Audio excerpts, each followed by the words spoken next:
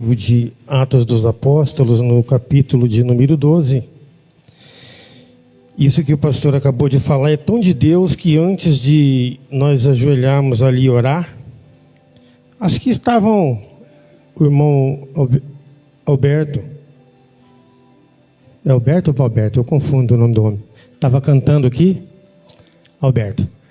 E eu estava falando com Deus ali sentado, falando: Senhor, eu quero começar a jejuar para que o Senhor me ajude a aumentar a minha vida de oração. Eu preciso orar mais. Eu me lembrando da pregação do Nira aquele dia aqui, falei: eu preciso voltar ao primeiro amor, Pai. Eu preciso voltar a orar como eu orava. Eu preciso voltar a jejuar como eu jejuava. E a fazer as coisas de Deus como eu fazia. E o pastor enfatizou aqui: isso é de Deus, nós precisamos levar isso muito a sério. Amém? Atos dos Apóstolos, capítulo 12. O livro chama Atos dos Apóstolos, mas na verdade ele teria que se chamar Atos do Espírito Santo, né? Porque os apóstolos foram só vasos, só instrumentos. Quem realizou tudo foi o Espírito de Deus. Aí fica uma pergunta: e por que ele não colocou o nome de os Atos do Espírito Santo? Eu deduzo que é porque ele não tem a síndrome de Hollywood, né? De hollywoodiano, do tapete vermelho, né? Ele preferiu dar honra aos homens que deram as suas vidas para honrar e para glorificar o nome daquele que vive e reina eternamente. Amém? Atos dos Apóstolos, capítulo de número 12, eu quero ser rápido nas minhas palavras. Herodes manda matar Tiago. Pedro é livre da prisão e a morte de Herodes. Por aquele mesmo tempo, o rei Herodes estendeu as mãos sobre alguns da igreja para os maltratar. E matou a espada Tiago, irmão de João. E vendo que isso agradara aos judeus, continuou mandando prender também a Pedro. E eram os dias dos asmos.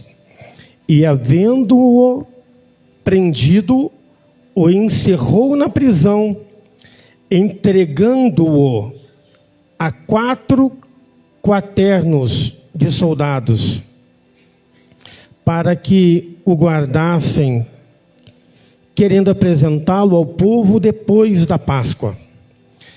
Pedro, pois, era guardado na prisão, mas a igreja fazia contínua oração por ele a Deus. Eu vou repetir. Pedro, pois, era guardado na prisão, mas a igreja fazia contínua oração a Deus, fazia contínua oração por ele a Deus. E quando Herodes estava para o fazer comparecer,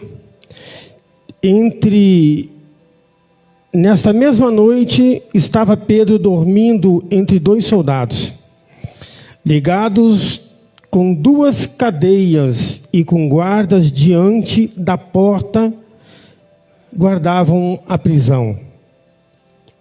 E eis que sobreveio o anjo do Senhor, e resplandeceu uma luz na prisão, e tocando a Pedro no lado, o despertou, dizendo: levanta-te depressa.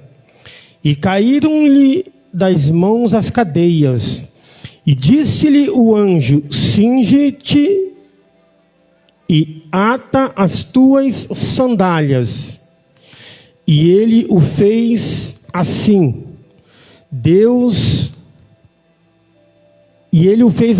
Disse-lhe mais: lança as costas a tua capa e segue-me. E saindo o seguia, e não sabia que era real que estava sendo feito, pelo anjo, mas cuidava que via alguma visão. E quando passaram, a primeira e a segunda guarda chegaram à porta de ferro que dá para a cidade, a qual se lhes abriu por si mesma. E tendo saído, percorreram uma rua, e logo o anjo se apartou dele. E Pedro, tornando a si, disse: agora sei verdadeiramente que o Senhor enviou o seu anjo e me livrou da mão de Herodes e de tudo o que o povo dos judeus esperava. Amém? Louvado seja Deus. É importante nós dizermos, enfatizarmos que esse texto mostra a respeito da vida de um homem que foi separado por Jesus, foi comissionado por Jesus, foi treinado, foi comissionado por Jesus, um homem que teve muitas experiências com Deus, um homem que teve muita intimidade com Deus, um homem que teve muita intimidade com Cristo, que andou com Jesus, que participou com Jesus, que foi instruído diretamente por Cristo, um homem que tinha, como diz um certo pregador, o Elson de Assis, um cabedal muito grande. Não era qualquer um. Era um homem que tinha experiência com Deus, com Jesus.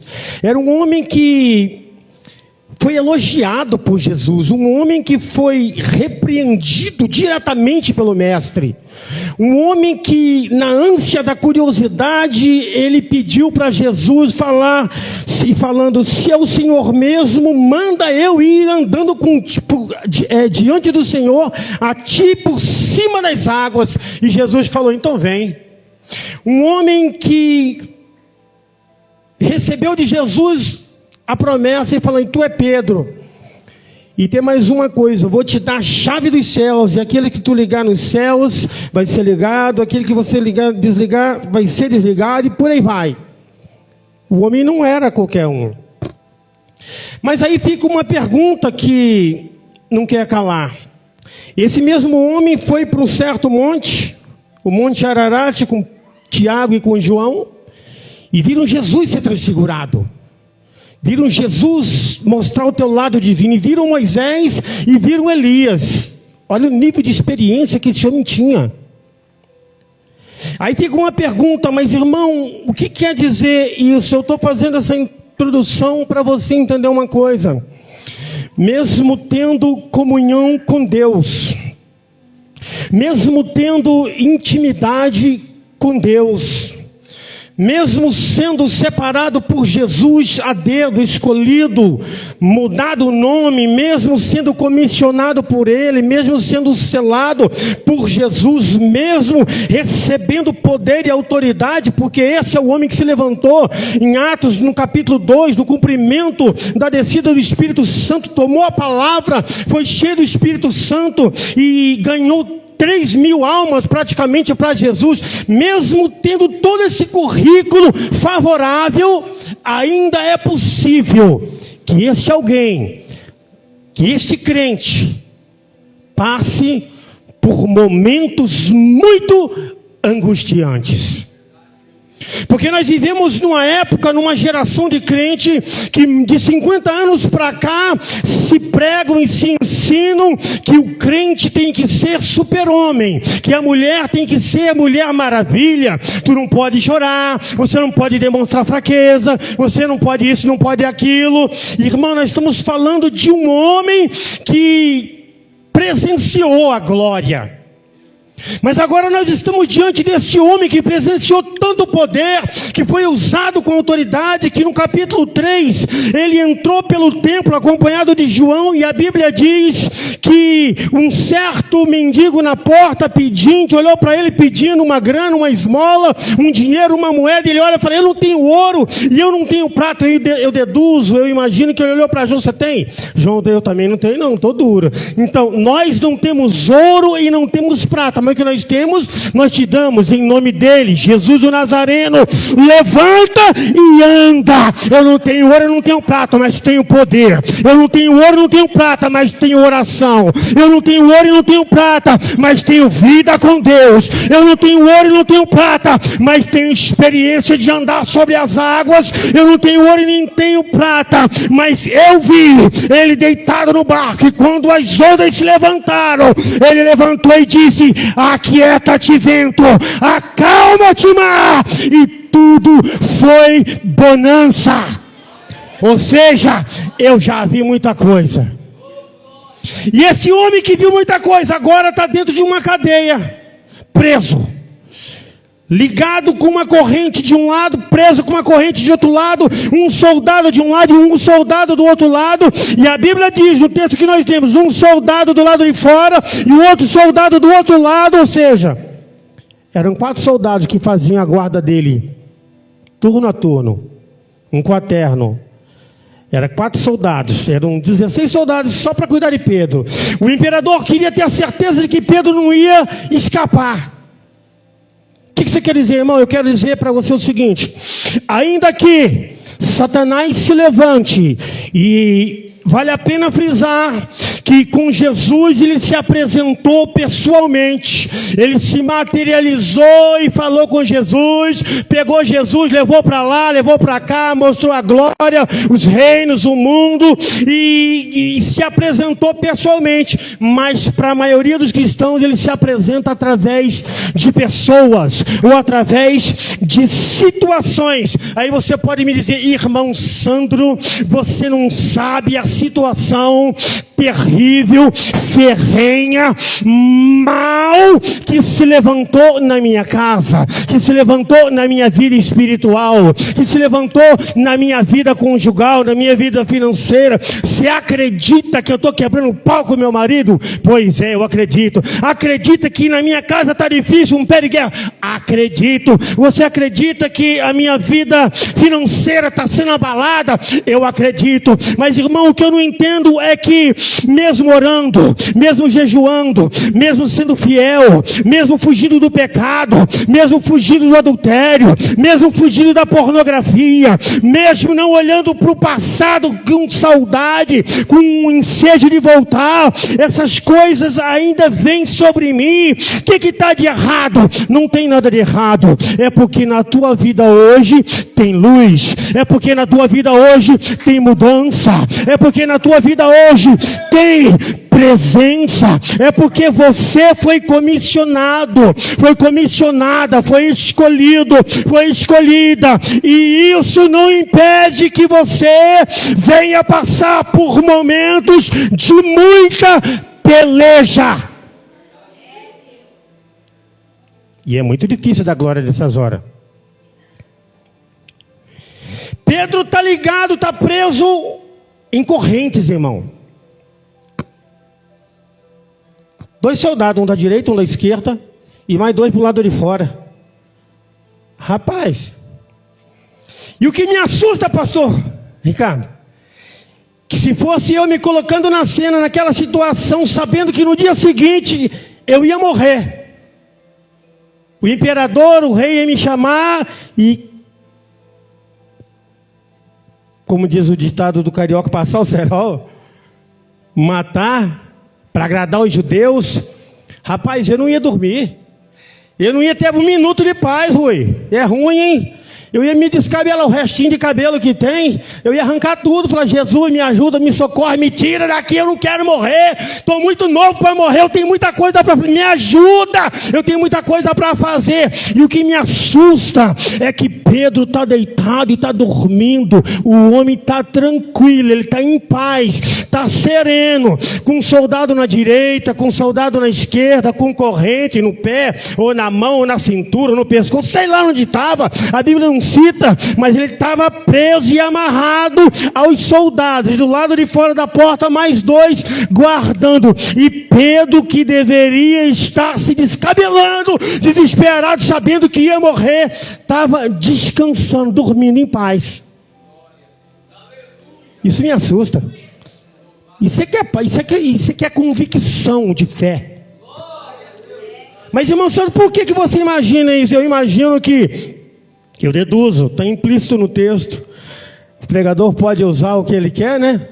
Eu vou lá para o momento que Pedro estava no barco com Jesus e seus discípulos, e a tempestade se levanta, e eles iam no dia seguinte, na manhã seguinte, desembarcar na terra dos Gadarenos ou dos Gerazenos, expulsar uma legião de demônio daquele homem. E naquela noite se levantou a tempestade, se levantou tudo, o vento, as ondas, e o barco ia afundando, ia e não ia. E a Bíblia diz que Jesus estava dormindo, e Pedro e os demais desesperados, e eu não sei se foi Pedro, agora não me recordo, mas alguém chega para ele e fala: Jesus, o senhor não está vendo que a gente vai morrer?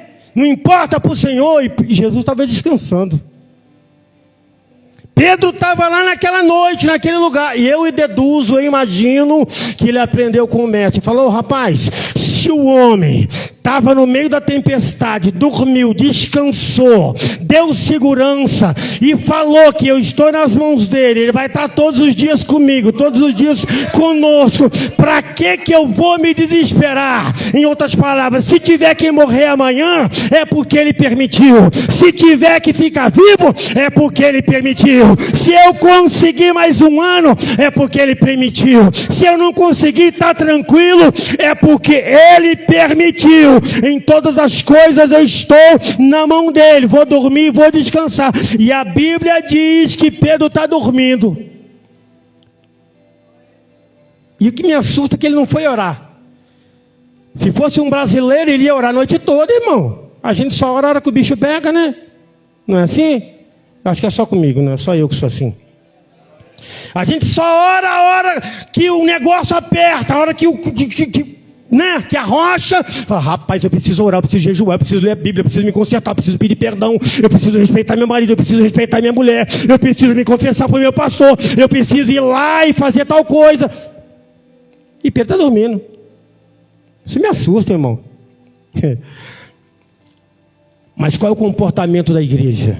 Pedro não estava orando, mas a igreja estava orando.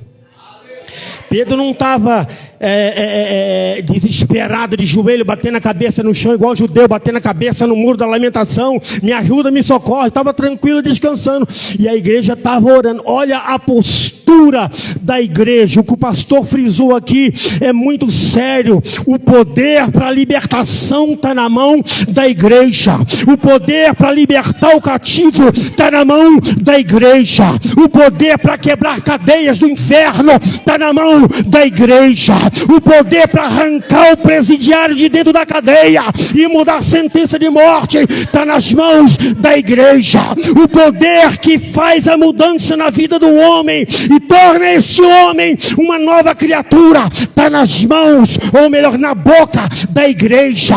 O poder que pode entrar no submundo do crime, da droga, da bruxaria, do satanismo, da prostituição e de tudo mais que não presta, da política suja que domina uma nação, está nas mãos e na boca da igreja. O que o pastor clamou, falou para a igreja e mostrou lá, de Crônicas capítulo 7, é a mais pura realidade. Se nós nos atentarmos, que se a gente botar a cara no pó, se humilhar, o teu filho se converte, a tua filha se converte, o teu marido muda, a bebida sai da tua casa, a droga sai da tua família, o satanismo, a bruxaria sai da tua família, a magia negra sai da tua família, a maldição hereditária sai da tua família. Ei, se levanta, clama, bota a tua boca no pó, se humilha, porque o Deus que abre porta, que fecha porta, que põe na sepultura, mas pode levantar dela, vai ouvir o teu clamor e vai entrar na guerra pela tua vida. Bate palma para Jesus, porque Ele merece.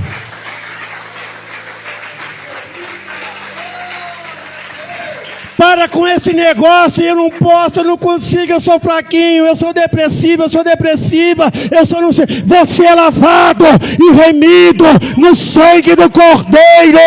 Levanta como um leão, levanta como um gigante diante das pelejas e fala: eu não posso, mas Ele pode. Eu não tenho, mas Ele tem. Eu sou pequeno, mas Ele é grande. Eu não tenho condições, mas Ele é aquele que faz o milagre acontecer. Eu não posso fazer nada acontecer, mas diz a Bíblia que Ele traz à existência aquilo que não existe. Romanos capítulo 4, como? Quando a igreja ora, quando a igreja clama. Isso aqui não é só um ajuntamento de pessoas para um ver a carinha bonita do outro, os olhos castanhos, os olhos verdes, os olhos azuis, a roupa bonita de grife. Não, isso daqui é uma reunião solene para que cada um traga aquilo que recebeu do Altíssimo, para que cada um traga a experiência de vida que obteve com Jesus no decorrer da semana. Essa reunião aqui é para que cada um traga a existência, o que Deus tem feito na tua vida, na tua casa, na tua família. Ei, você é porta-voz de Deus.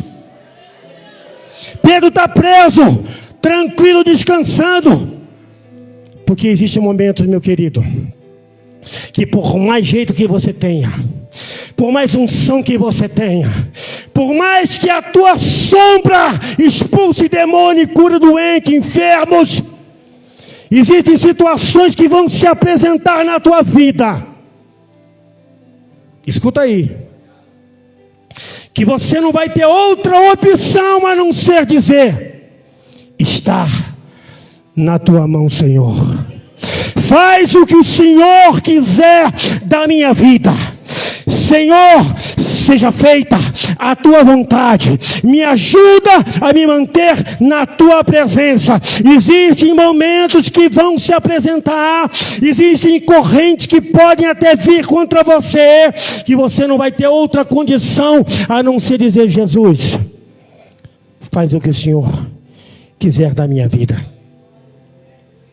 Mas uma igreja consciente, uma igreja de propósito, uma igreja de fibra, uma igreja que entende o chamado, uma igreja que tem compromisso com a palavra, uma igreja que sente o peso da responsabilidade, uma igreja que tem responsabilidade com as coisas de Deus, uma igreja que ama aquele que intercede, que cuida, que zela dela.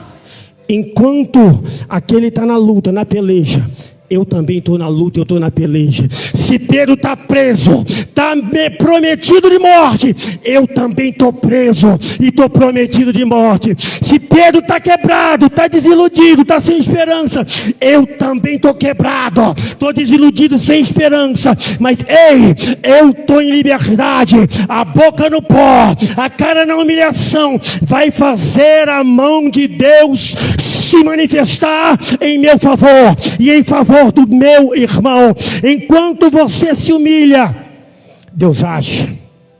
Foi falado nessa noite que a oração move as mãos de Deus. Eu quero fazer uso dessa frase: a oração move a mão de Deus. Você já reparou que o porquê que é tão difícil você orar? Já reparou o porquê que é tão difícil botar o joelho no chão?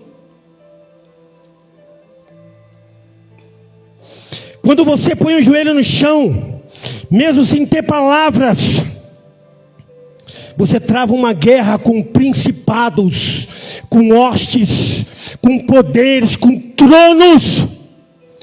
E eu me atrevo a dizer que não tem hoste, principados, poderes, trono, governo humano, governos corruptos, governos que desejam a destruição da igreja, que possam prevalecer se a igreja botar a boca no pó, descer para a humilhação, clamar àquele que tem o poder de dominar. Porque enquanto Pedro dormia, a igreja clamava, a igreja orava, e eu imagino que a oração era mais ou menos assim: Senhor, entra naquela prisão, liberta Pedro. Jesus, envia o teu anjo naquela prisão, prisão, liberta Pedro. Jesus faz uma obra, livra o nosso irmão das garras desse tirano. Senhor, tem misericórdia. A tua igreja precisa desse homem para pregar o evangelho. E a Bíblia diz que Jesus ouviu esta oração, e eu imagino que se agradou e enviou o teu anjo. É importante dizer que as prisões naquela época não tinha energia elétrica, era masmorra escura, e a iluminação era tocha de fogo. E é interessante dizer que aquelas tochas de fogo, no decorrer da noite, ela ia se apagando. E em um dado momento da noite ou da madrugada não tinha mais iluminação. E os soldados ali do lado. E os soldados do lado de fora da porta. E existe momento na vida do crente que parece que é assim. Parece que as luzes vão se apagando. Parece que as trevas vão se aproximando. Parece que as coisas vão ficando escuras. Vai ficando difícil. E dá a impressão... A gente tem um irmão, o pastor Matias, já esteve aqui algumas vezes. Ele falava assim: rapaz, eu tive uma visão de Deus. Eu estava numa treva tão grande. Eu fiquei desesperado, meu irmão. Porque não vi uma luzinha, não vi um flash, não vi uma pena de um anjo. Não vi nada. Eu comecei a ficar em desespero. Porque a minha alma estava sendo arrebatada. Minha alma estava descendo para a escuridão, para as trevas. E eu comecei a ficar desesperado. Existe momento da gente que é assim. Mas ei, nesses momentos em que a escuridão invadir o teu caminho, não é a tua vida, o teu caminho, se apresentar, a Bíblia diz que a igreja clamava, e Deus enviou o anjo no meio daquela escuridão. Deus enviou socorro no meio daquela situação. Deus enviou o socorro enquanto a igreja clamava. Eu quero dizer para você mais uma vez, eu vou bater nessa tecla como o pastor fez: enquanto a igreja clamar, Deus envia socorro. Enquanto a igreja clamar, Deus vai libertar o cativo. Enquanto a igreja clamar, Deus vai curar enfermidades. Enquanto a igreja clamar, Deus vai trazer vidas ao arrependimento. Enquanto você clamar, Deus vai trabalhar no seio da tua família e vai libertar aquele que fuma, aquele que bebe, aquele que cheira, aquele que é mentiroso, aquele que é adulto, aquele que é ateu, que não quer saber de Deus. Enquanto você, como igreja, clamar, Deus vai entrar dentro da cadeia e vai tirar o teu filho, vai libertar os teus parentes. Por quê? Porque Ele é fiel. E a Bíblia diz que se o meu povo orar, como foi lido, eu ouvirei dos altos céus. A igreja estava orando unânime. A oração da igreja era fervorosa, unânime, repetitiva, objetiva, com foco. A igreja tinha um objetivo. Qual era? Prosperar, crescer, ganhar todo. Não. O foco agora aqui é libertar Pedro. Jesus, liberta, liberta, liberta, liberta. Imagina uma igreja de centenas e centenas de pessoas. Atos 9 diz que Jesus acrescentava à igreja todo dia aqueles que haveriam de aceitar a fé. Uma igreja com milhares de pessoas gritando, clamando: Senhor, liberta, Senhor, traz, abre as portas, tira da cadeia, tira da prisão, faz uma obra. Irmão, Deus é fiel. Eu poderia falar mais várias coisas, mas eu não quero falar não. Eu quero fechar isso dizendo para você o seguinte: não deixe o diabo te convencer que o teu clamor não tem valor. Não deixe o diabo te convencer que o que você faz não é válido. Pedro podia olhar e podia dizer: rapaz, que é isso? Eu já preguei, eu já curei, eu já expulsei demônio, eu já levantei paralítico, eu já fiz isso, já fiz aquilo, já ganhei milhões de almas, centenas de almas, milhões, milhares de almas, e agora eu estou aqui preso, quebrado, sozinho, amarrado, com 4 barbados do meu lado. Cadê a minha divindade? Cadê o meu Deus? Pedro sabia o Deus que ele servia. E fica uma pergunta para mim e para você: você sabe o Deus que você serve? Você sabe o grau de misericórdia que tem o Deus que você serve? Você sabe o grau de justiça, como foi falado aqui hoje, do Deus que você serve? Porque às vezes parece que a gente não sabe, irmão, ou a gente se esquece. Nós servimos o Todo-Poderoso. Quando Pedro sai da prisão, e o que chama a minha atenção é que Deus, ele cuida dos mínimos detalhes. Ó, enquanto o camarada estava preso, acorrentado, com 4 barbados do lado dele, 2 na frente e 2 do lado, o anjo chega, se apresenta e fala: rapaz, as cadeias caíram. O que isso quer dizer, irmão? Quer dizer que não importa o tamanho da peleja, da luta, da perseguição, não importa se tem pânico, se tem depressão, se é dor, se é doente, não importa. Quando Deus se apresentar como resposta, as cadeias vão cair. Quando Deus se apresenta, não há cadeias que suportam, vai cair por terra. E o que chama a minha atenção é que o anjo falou para ele: calça o teu sapato, as tuas sandálias. Rapaz, se fosse eu falava: rapaz, vaza daqui, meninos, corre, vai embora. Não, irmão. Detalhes. Jesus é detalhista. Ele não cuida só de você naquilo que está visível para todo mundo. Ele cuida nos mínimos detalhes. Aquilo que você não atenta, Jesus atenta. Aquilo que você não percebe, Jesus percebe. Aquilo que você não ouve, Jesus ouve. Aconteceu com Moisés, Arão e Miriam. Aquilo que você não imagina, Deus está olhando. O anjo fala para ele: calça a tua sandália, pega a tua capa, porque lá fora está frio. O cara para morrer, e o anjo se apresenta com detalhes. É assim que Deus faz. Primeiro ele lança as cadeias por terra, se apresenta como resposta, ouve o clamor, faz mudança, mostra que ele é Deus na vida do camarada, e depois ele mostra que ele está cuidando dos mínimos detalhes. Não se desespera não. Deus está cuidando das mínimas coisas. Eu quero fechar com o Salmo 37, que diz assim: entrega, se eu não estou enganado no versículo 5, se não for ler o Salmo inteiro, o capítulo inteiro, o teu caminho ao Senhor, e confia nele, e o mais ele vai fazer. Tudo ele fará. Entrega o teu caminho, a tua vida, os teus desejos, a tua casa, a tua família, os teus planos, os teus projetos. Entrega ao Senhor, porque Ele tudo fará. Bate palma para Jesus. Eu quero agradecer, pastor Douglas. E não se esqueça, você tem o poder para mudar a história do Brasil, como foi falado, orando. Aleluia. Você toma posse dessa palavra, diga amém.